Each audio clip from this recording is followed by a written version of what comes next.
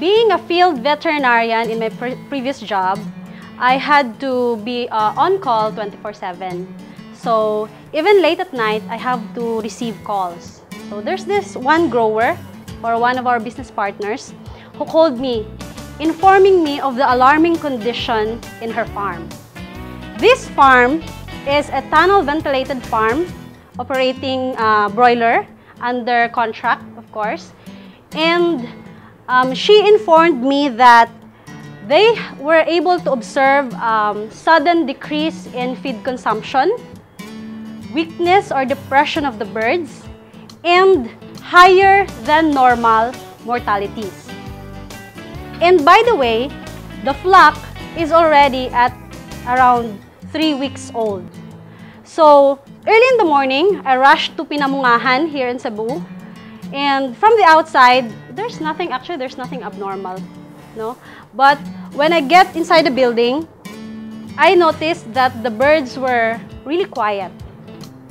It's unusual, no? There's no the usual chirping that we can observe when the flock is actually healthy. So, doing the walkthrough, I observed that the birds are weak, depressed, have ruffled feathers, and some of them have dirty vents. I also observed whitish with greenish diarrhea. So with these clinical signs, what I did is to get some of the dying birds, sacrifice those birds to be more humane actually. So we can actually say that I killed those birds, but sacrifice those birds and then do a post-mortem analysis. So what are the striking abnormalities that I saw? I saw ulcerations or blood in the gizzard or Baticolon and in the proventriculus. And most of all, the most striking actually is this one. So this is the bursa. This is the bursa of the bird. And as you can see, it is bloody and necrotic.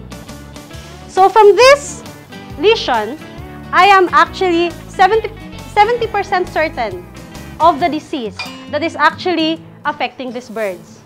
And this is IBD or infectious bursal disease. IBD usually attacks the bursa of Fabricius.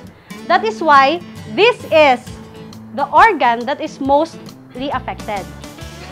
I had to do a heart-to-heart talk with the owner, informing her that for this cycle, let us not expect profit anymore. Why? Because at 3rd week, the birds have already consumed 21 to 25 bags of feeds per 1,000 birds.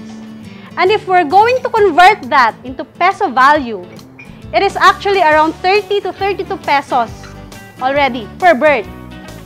And of course, we're going to add to the cost the value of the DOC or the chicks, which is around 16 to 20 pesos. So 30 plus 16, that's already around 46 pesos. Plus the cost of the medication, which is around 1 peso. So we are looking at losses per bird of 47 pesos. And what is more hurtful? This disease can actually affect up to 100% of all the flock and can cause mortality up to 60%. So we're looking at the 80,000 birds, multiplying it to possible mortality of 60%, we're looking at around 48,000 mortalities. And let's do a little math. 48,000 times roughly around 45 to 50 pesos, that's around 2 million, roughly 2 million losses for this disease. So, how economically important IBD is?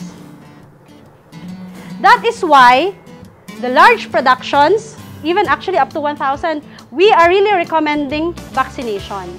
So for this farm, I am positive that there has been a vaccination failure. What can cause vaccination failure?